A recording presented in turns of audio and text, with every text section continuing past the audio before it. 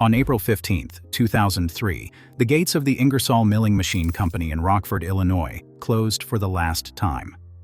The remaining workers, fewer than 400 of them, walked out carrying whatever personal belongings they could fit in a box.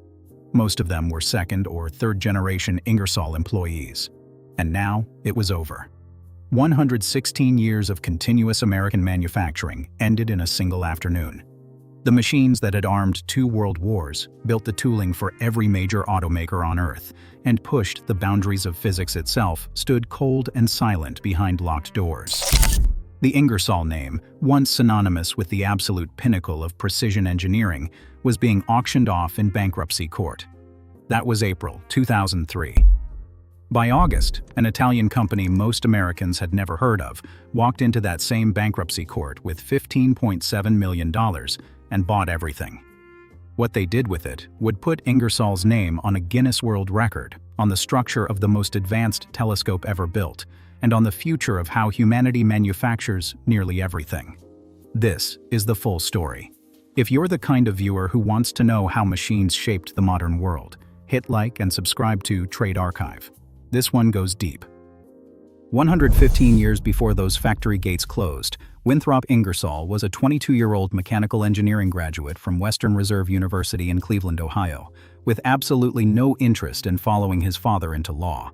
His father, J.E. Ingersoll, was a prominent Cleveland attorney. Some company histories call him Judge Jonathan Ingersoll, though primary records simply identify him as a lawyer. Either way, the old man had plans for his son. Winthrop had different plans entirely. He reportedly wanted to play professional baseball. His father refused. So Winthrop did what stubborn young men with mechanical aptitude do when the conventional path is blocked. He found his way into a machine shop. By 1887, Winthrop had purchased an interest in W.R. Einen & Company, a modest Cleveland outfit that manufactured milling machines, die sinkers, and feed grinders. William R. Einen was the principal owner. He was 50 years old and had been making machine tools since the early 1880s. When Einen died suddenly on March 3, 1888, at the age of 51, Winthrop found himself in control of the operation. The name briefly changed to Einen and Ingersoll, a partnership with Thomas Einen, likely a relative of the deceased owner.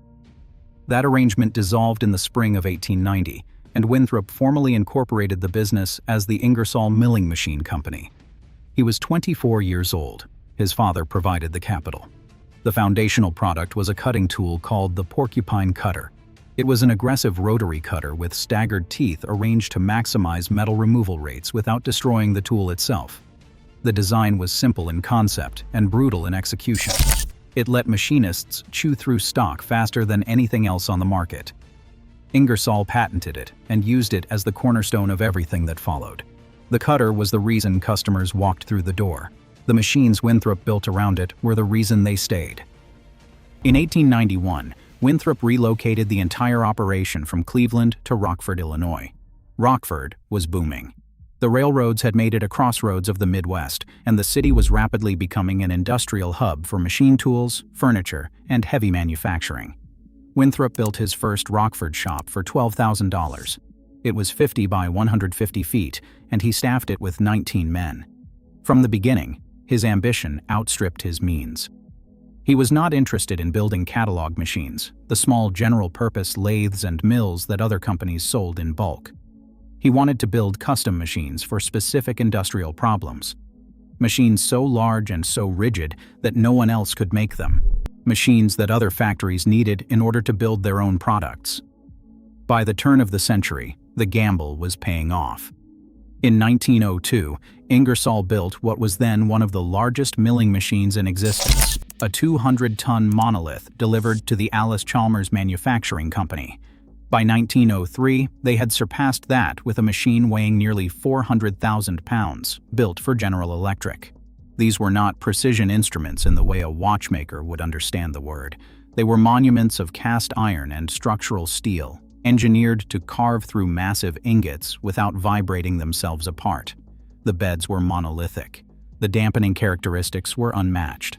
Winthrop Ingersoll had found his niche, and it was the biggest niche in American manufacturing. World War I turned that niche into an empire.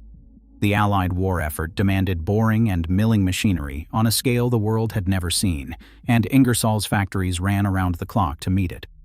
By 1917, the workforce had surged to 600 people, a number Winthrop himself noted with pride.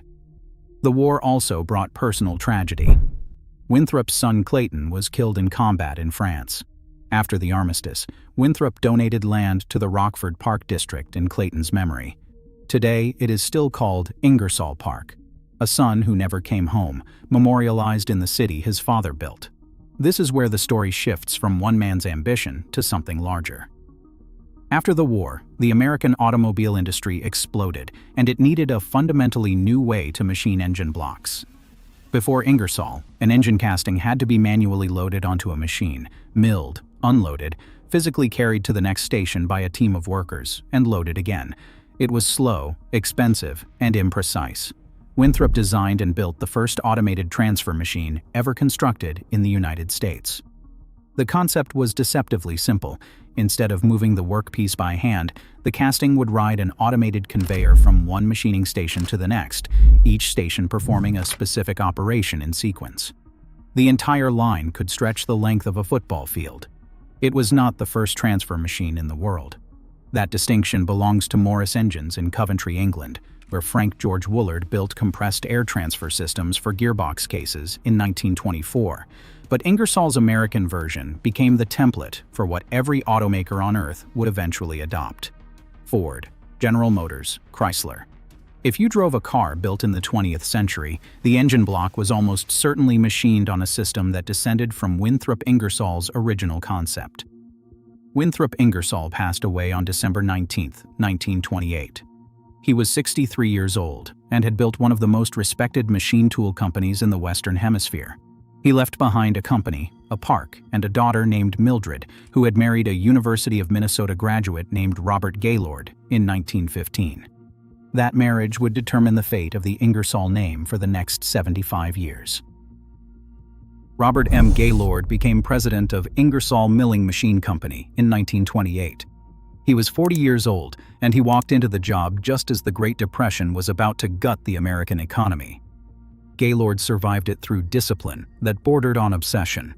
He instituted a famous internal policy requiring management to justify the retention of any machine tool older than 10 years, and to justify replacing any machine younger than 10 years. The factory floors at Ingersoll would always run the latest equipment. No exceptions, no nostalgia.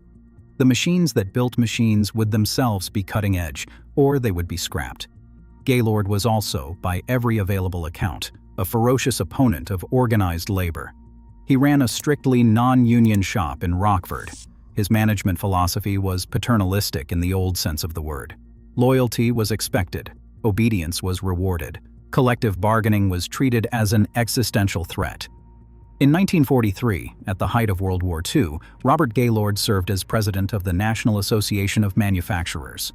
That appointment tells you everything about where he stood in the broader struggle between American capital and American labor. The Second World War turned Ingersoll into a defense powerhouse. The company built a 175-ton swivel-head boring machine designed to mill naval armor plate, the thick, hardened steel that stood between a ship's crew and an incoming torpedo. They manufactured tooling for battleships, tanks, torpedo tubes, and anti-aircraft gun mounts. They pioneered the use of carbide cutting tools in heavy milling, a material innovation that allowed cutters to run hotter and faster without dulling, dramatically accelerating production cycles at exactly the moment the country needed speed above all else. By 1942, annual sales topped $11 million, and the workforce reached roughly 1,200 people. The U.S. Navy awarded Ingersoll its coveted E Award for excellence in wartime production, a flag that flew outside the Rockford factory and told the surrounding community that the work being done inside those walls was directly keeping sailors alive. Robert Gaylord had turned his father-in-law's machine shop into an arsenal. The question nobody thought to ask at the time was what it would cost to run a company this way, with absolute authority and zero tolerance for dissent, once the war ended and the defense contracts dried up. After the war, the contracts kept coming. Ingersoll built specialized milling machines for Fiat in Italy. In 1953, they constructed what the company called the largest milling machine in the world for their own internal use. In 1954, they designed an enormous aluminum scalper, a machine specifically engineered for the rapid processing of high-quality aluminum ingots for the aerospace and consumer goods sectors. General Electric, Bethlehem Steel, ALCOA. The client list was a directory of American industrial supremacy. By the early 1960s, Ingersoll was exporting its transfer line technology to Europe, building 2 massive automated lines for an Opel plant in West Germany.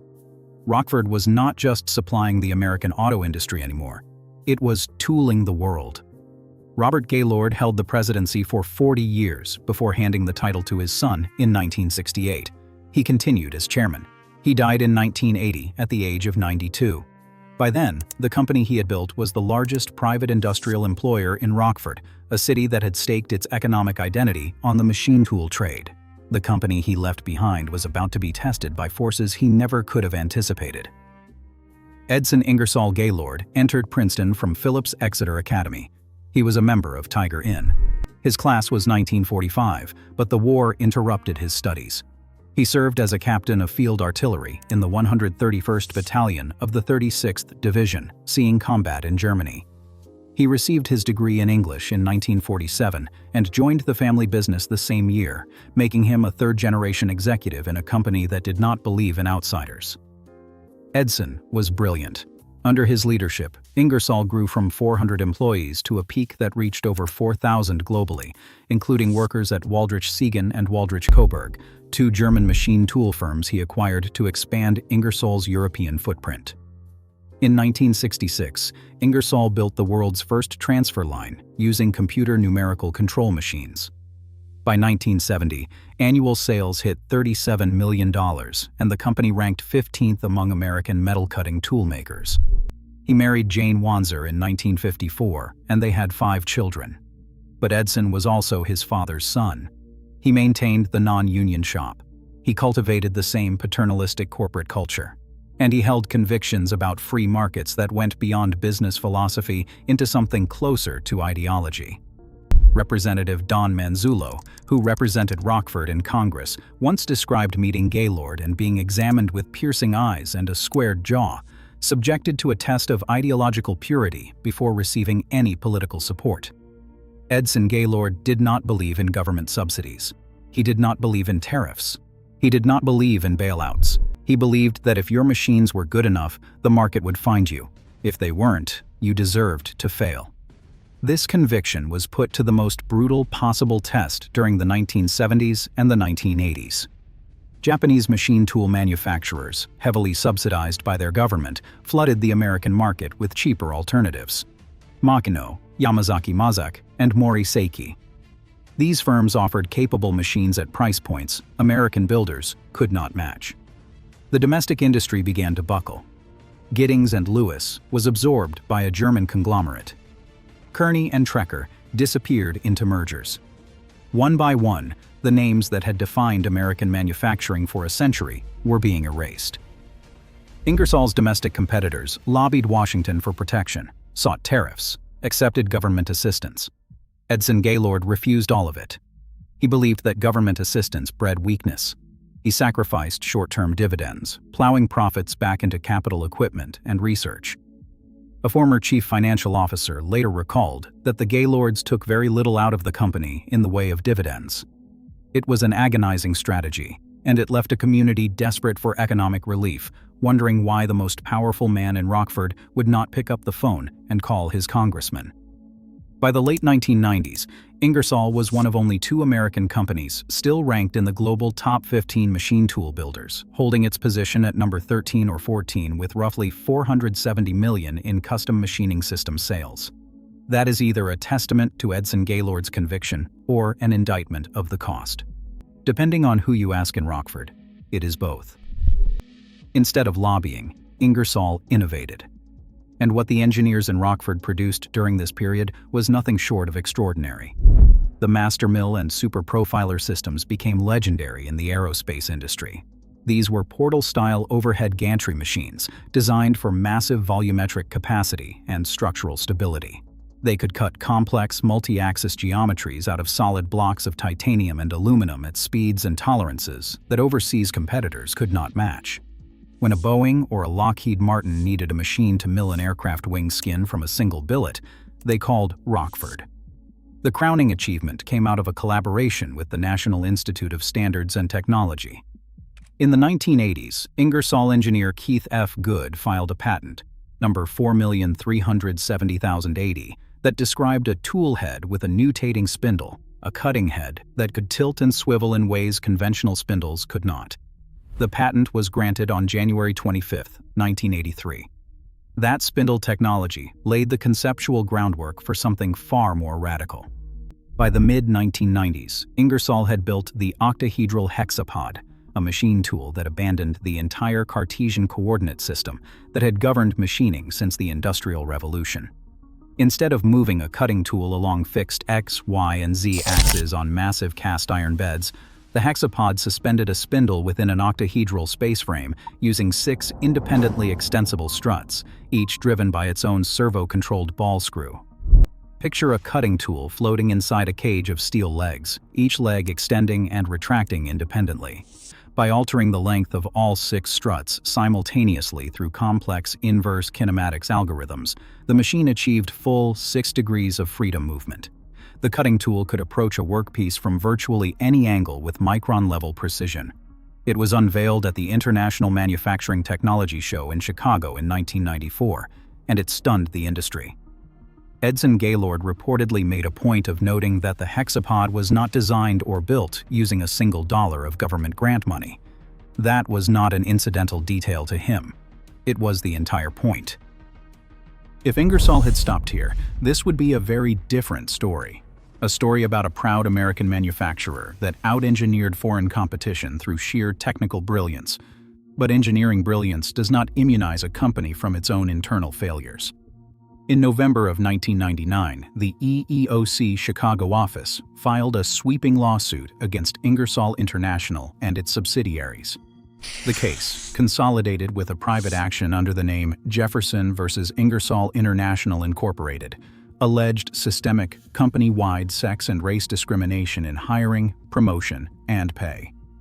The complaint described a hostile work environment that had persisted for years. Minority and female employees had been passed over, underpaid, and in some cases driven out entirely. The case landed in front of Federal District Court Judge Philip G. Reinhard, and the evidence was damning. Ingersoll's executives tried to argue that the parent company could not be held liable for the practices of its subsidiaries. The court disagreed. In 2001, Ingersoll agreed to a consent decree and paid $1.8 million to settle the claims. According to the EEOC breakdown, $1.3 million went to 34 individuals represented by private counsel. $400,000 went to rejected African American job applicants. $100,000 went to victims of compensation discrimination. The EEOC anticipated payments to as many as 400 hiring discrimination victims.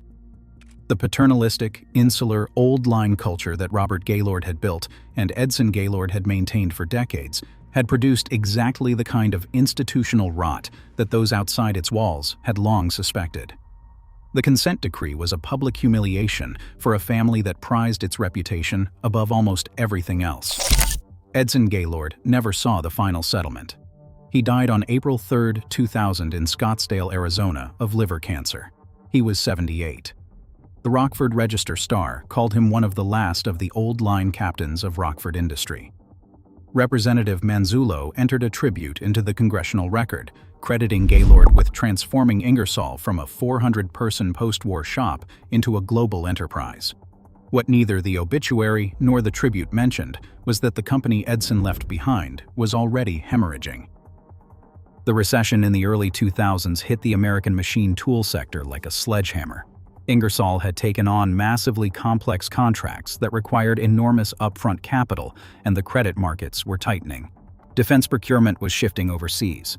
Congressman Manzullo himself testified before Congress that prime contractors like Northrop Grumman were increasingly sourcing cheaper machinery from Spain rather than supporting the domestic industrial base.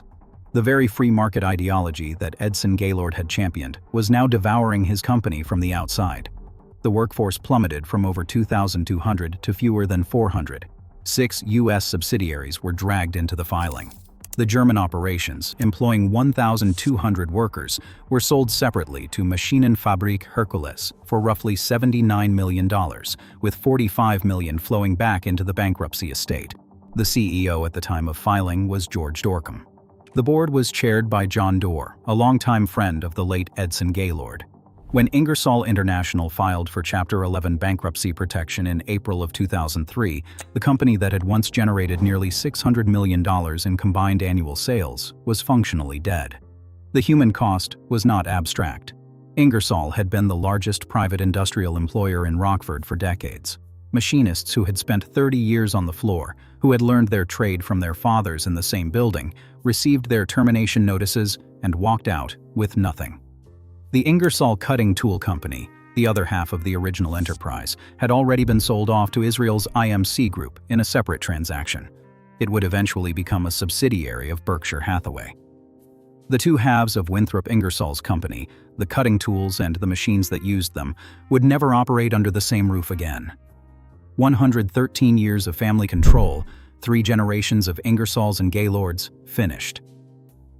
If you've been watching Trade Archive for a while, you know that these stories rarely end where you think they will. Subscribe if you haven't. What happened next is worth seeing. 4 months after the bankruptcy filing, the Camozzi Group walked into the proceedings. Camozzi was an Italian multinational specializing in industrial automation, pneumatics, and digital manufacturing. They were not a household name in America, but in European industrial circles, they were serious players. They paid $15.7 million for Ingersoll's machine tools and composites division. The price was a fraction of what the operation had been worth a decade earlier. They kept the headquarters in Rockford, they kept the name, and they rebranded the entity as Ingersoll Machine Tools. What they did not keep was the old ideology. The paternalism, the insularity, the reflexive resistance to change were gone. Camozzi brought capital, a global sales network through its machine tools division that included Italian builder Insi Berardi and a sister company called Camozzi Digital that specialized in exactly the kind of data-driven, sensor-integrated manufacturing the 21st century was going to demand. Where the Gaylords had kept the world at arm's length, Camozzi opened doors. Within a few years, the reborn company was winning contracts from European aerospace giants. In 2010, Alenia Aeronautica awarded Ingersoll Machine Tools its Best Supplier Award, a recognition that would have been unthinkable under the old regime. The company that had nearly destroyed itself through insularity was now being honored by an Italian aerospace firm for being the best partner in their supply chain. The pivot was deliberate and aggressive. Ingersoll had always been a subtractive manufacturer. You start with a block of metal, and you cut away everything that isn't the part. Under Camozzi, the company maintained that legacy with the MasterMill line, but it simultaneously pushed into 2 fields that would define its future. The first was automated composite manufacturing. Carbon fiber reinforced polymers were replacing aluminum and titanium in aerospace structures. Aircraft fuselages, rocket bodies, and marine vessels were being built from layers of resin-infused carbon fiber tape, laid down with robotic precision over complex molds. Ingersoll developed the Mongoose and Hawk robotic fiber placement systems, machines capable of weaving carbon fiber over massive curved surfaces with tolerances measured in thousandths of an inch. Firefly Aerospace adopted the Mongoose hybrid system in 2020 to build all-composite rocket airframes, targeting production of an entire Alpha rocket airframe in as little as 14 days. The Mongoose laid up wing skins for NASA's X-59 supersonic research aircraft at Lockheed Martin's Skunk Works facility in Palmdale, California. The second field was even more radical. Starting around 2015, Ingersoll engineered the MasterPrint series, a family of industrial-scale 3D printers that had nothing in common with the desktop machines hobbyists were buying online. The MasterPrint was a gantry-mounted robotic extruder capable of depositing molten thermoplastic polymers and hybrid materials at rates and volumes that dwarfed anything else in the additive manufacturing space. The printer could produce objects up to 100 feet long, 20 feet wide, and 10 feet high in a single piece. On October 10, 2019, Ingersoll proved what the Masterprint could do. Working with the University of Maine's Advanced Structures and Composites Center, they 3D printed a 25-foot, 5,000-pound patrol boat named 3 Dorigo. The hull was based on a Novatec Seablade 25 design. The material was Electrofill ABS 15013 DP, a carbon fiber reinforced ABS resin formulated by Tecmer PM. The entire hull was extruded in a single continuous print lasting roughly 72 hours. No mold, no assembly. One piece, printed from the keel up. The project earned 3 Guinness World Records: the world's largest polymer 3D printer, the world's largest solid 3D printed object, and the world's largest 3D printed boat. The demonstration proved that mold-free additive manufacturing could compress production timelines from months to days. 20 days later, on October 30th, 2019, Ingersoll signed what may be the most prestigious engineering contract of the 21st century. The giant Magellan Telescope organization awarded Ingersoll Machine Tools, alongside German partner MT Mechatronics, the contract to manufacture the altitude azimuth telescope mount for the giant Magellan Telescope. The total value of the contract was $135 million. The giant Magellan Telescope, under construction for a site in Chile's Atacama Desert, will be the most powerful optical infrared telescope ever built, capable of resolving images 10 times sharper than the Hubble Space Telescope. Ingersoll's job is to build the structure that holds it all together. The engineering requirements are almost absurd. The mount stands 39 meters tall. It must support 7 8.4-meter primary mirror segments. The complete assembly, loaded with mirrors and instruments, weighs 2,100 tons.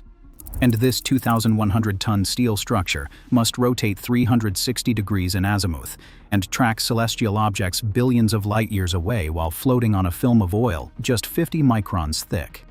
50 microns. That is thinner than a human hair. A structure heavier than a fully loaded Boeing 747 must move with the precision of a Swiss watch.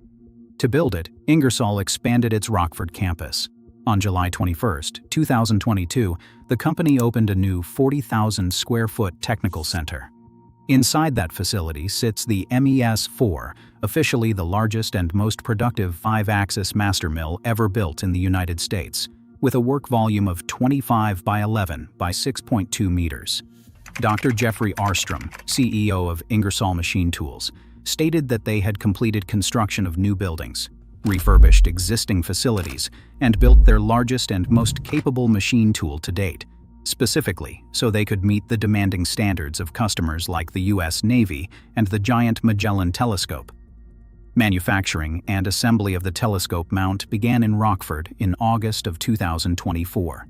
The same factory floors in Rockford, Illinois, where 19 men built milling cutters in 1891, are now building the structure that will let humanity see the origins of the universe. The Ingersoll Milling Machine Company is not a simple story of success, and it is not a simple story of failure. It is both, layered on top of each other, generation after generation. Winthrop Ingersoll built machines so large they had to invent new ways to move metal through a factory. His son-in-law Robert Gaylord turned that company into an arsenal and ran it with an iron hand for 4 decades. Robert's son Edson pushed the technology to the edge of what physics allowed, and then pushed the company past the edge of what the market would tolerate. The bankruptcy leveled a community that had staked its identity on the roar of Ingersoll's foundries. And yet, the machines survived, the knowledge survived, the name survived. Under the Komotsi Group, the Ingersoll name is now on the Mongoose systems weaving composite rocket bodies for the new space economy, on the Masterprint, redefining how vessels and structures are manufactured without molds, and on the MES-4, machining the telescope mount that will hold 7 mirrors steady enough to resolve the first light of the universe. In 2020, Ingersoll Machine Tools was named Rockford Chamber of Commerce Manufacturer of the Year. 17 years after the bankruptcy wiped the original company off the map, the city that had mourned its death was honoring its rebirth. Ingersoll's legacy is not that it lasted. It is that what it built was too important to let die.